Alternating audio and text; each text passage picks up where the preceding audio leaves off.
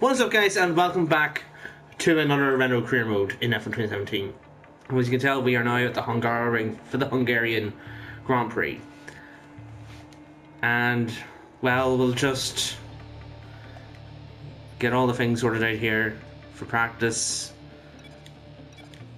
And hope to God we do well here. Whoa, I just realized that we can't really, we're going to end up having a fifth MGK soon here.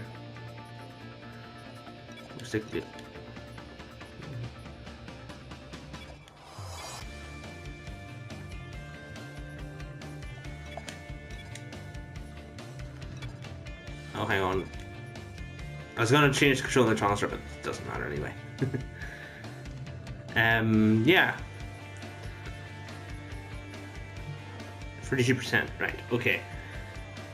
So I guess I'll see you guys once I finished pretty much all the practice sessions I will be doing. Right, guys, here we are now at the end of all 3 practice sessions that I've done, and the 4 practice session programs I've done are there anyway. Track acclimatization, as usual, purple. Fuel saving was actually kind of a surprising one because it's one that I can actually do. No problem at all. Despite the fact it was green anyway, but it doesn't matter anyway. I passed it anyway, that's good. Qualifying pace was impossible for once. I can't. This track is very poor for me when it comes to qualifying pace. Race strategy was perfect anyway. And team objectives, ignore fast sector 2 and car setup. I didn't bother with them there anyway. I mean, I did bother with the car setup, but couldn't get fast sector 2 due to the fact that the qualifying pace was poor. In my opinion, anyway. I also got an additional objective there, which is engine. Now, if you remember at the end of the last episode, Chris gave us the good news that we had a working engine part in the powertrain section of the R&D. And it did show an improvement, definitely. Hence why there's a tick next to it. But anyway, let's just get to qualifying now. Quick look at qualifying in Hungary as much as we are. We think it's going to be a cracker. Now then, Anthony Davidson, you're not getting any younger, but you have been involved in your fair share of qualifying sessions in an illustrious 30-year career. How do you deal with the pressure when you have that one chance to deliver a perfect lap? It's not so much about dealing with the pressure, it's more about how you approach the risk, and just how much of it are you willing to take. You're constantly balancing the car on the edge of grip from braking, cornering and traction. And over the course of a lap, it's easy to get that balance wrong. And that's why achieving the perfect lap is almost impossible. As you say, I've been doing this 30 years now, and it never gets any easier. Right. End of lap 1. We go... That lap puts you at P5. Fifth. Should say. Right, go for one more lap here. I don't think the second lap has gone well here. Okay, you need to come in before you run out of fuel. Pit within 2 laps. I think we'll deal with whatever we've got here, if I'm honest.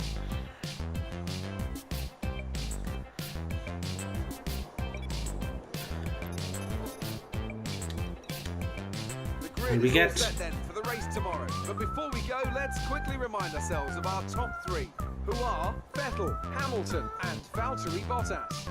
The grid is set then, so that just leaves the race itself. Join us tomorrow, where we'll be live with all the action. And until then, it's goodbye. God, Crofty doesn't stop talking. So 9th on the grid for the Hungarian Grand Prix in the race, I should say. And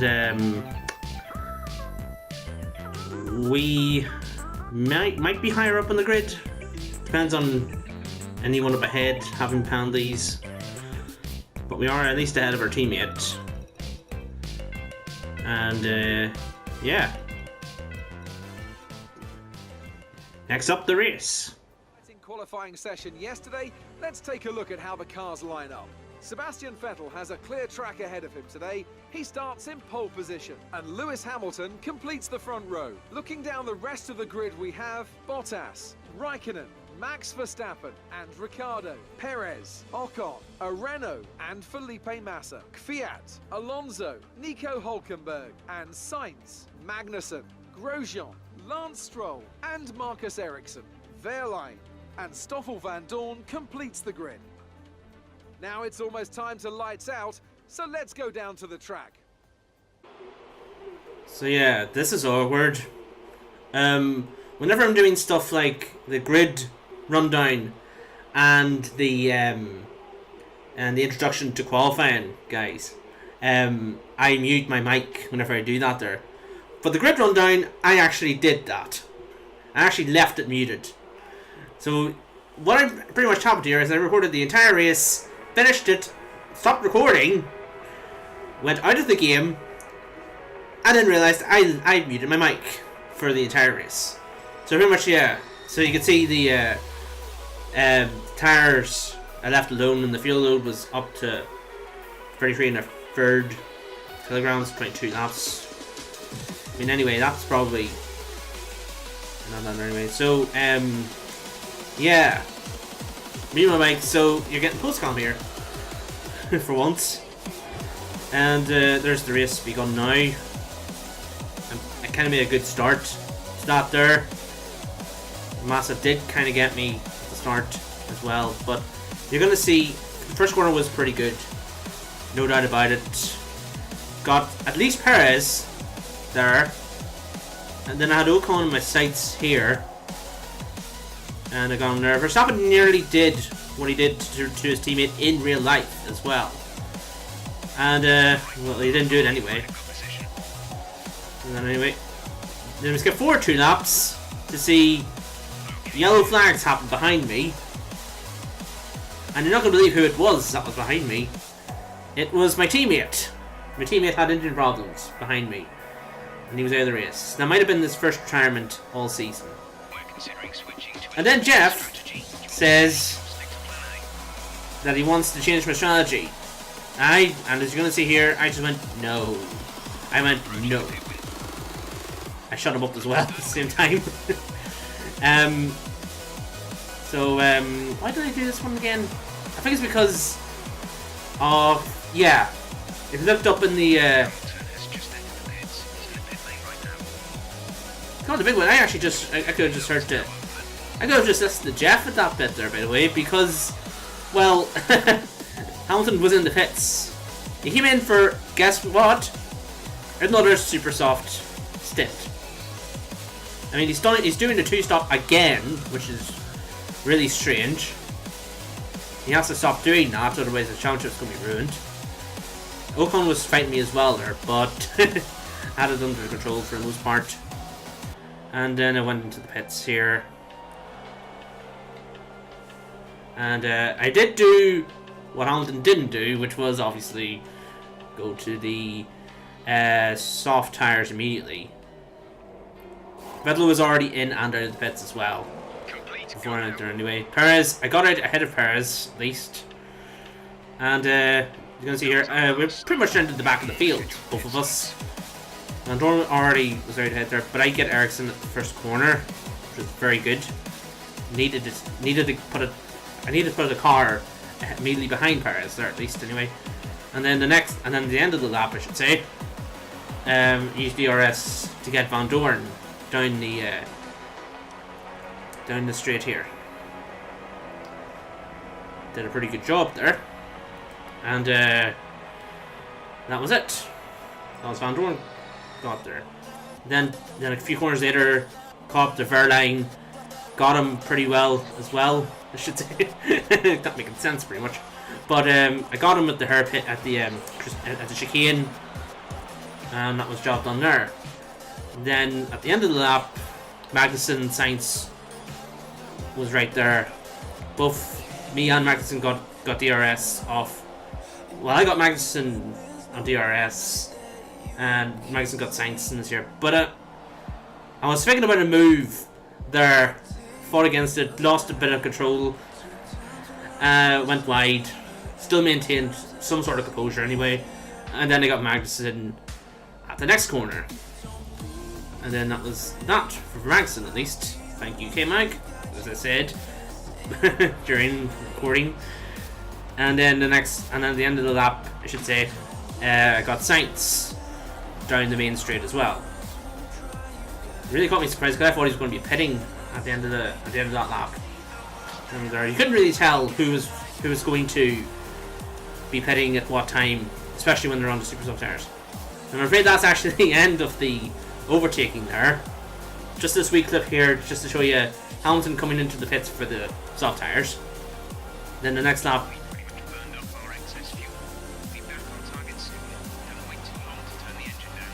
And then Jeff's telling me to turn the fuel down because I actually didn't realize I was burning so much fuel in that race.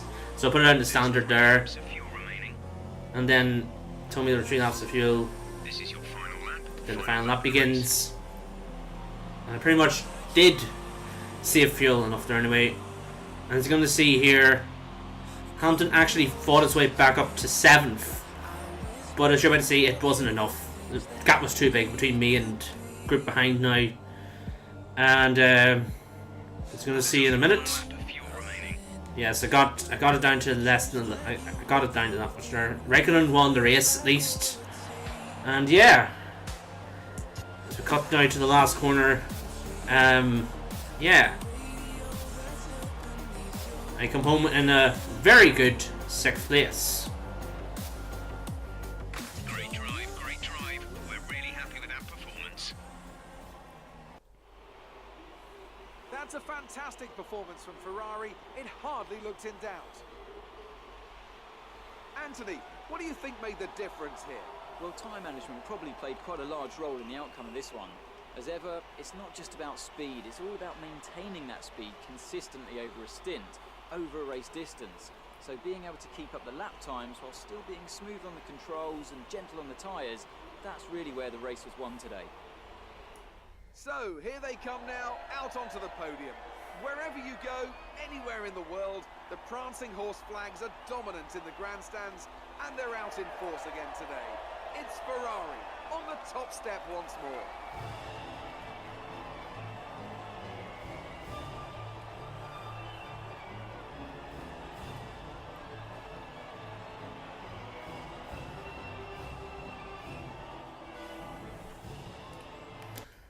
And there you go, that was the race. You see, I'm just doing this here now. Hamilton did 2 stops. Shouldn't do that there. Ruined his chances. He actually cost him the lead of the championship as well, because Raikkonen did overtake him in the standings there. And that meant he dropped a 2nd in the championship actually, I think. When am I going to show the standings here anyway? Standings. Please click it. Right, okay. See, we're 7th in the championship now on 80 points. We've actually got exactly half the amount of points Raikkonen has. Hamilton 2nd, Bottas 3rd, Vettel 4th. They're only separated by 6 points though, which makes it very, very interesting. And there's a good 56 points back to Verstappen as well. He's on 99 points. And the constructor standings, show it please. They're Ferrari and Mercedes swap places, and Force India and Williams swap places. We're on 117 despite only having me finishing. And that was pretty much it for the race here. But after the race, I had enough points there for the R&D. And we're into the purple now in the team approval. Every other team is getting more and more interested in me as well. And yeah. As you can see, it's pretty obvious that this is the first time I've done post-com anyway.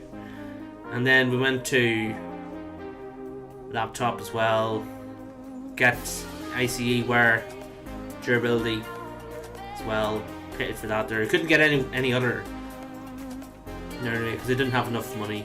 I wanted to actually try and do a bit of chassis thing there, the ones that are instant. That's pretty much what I wanted to do there as well.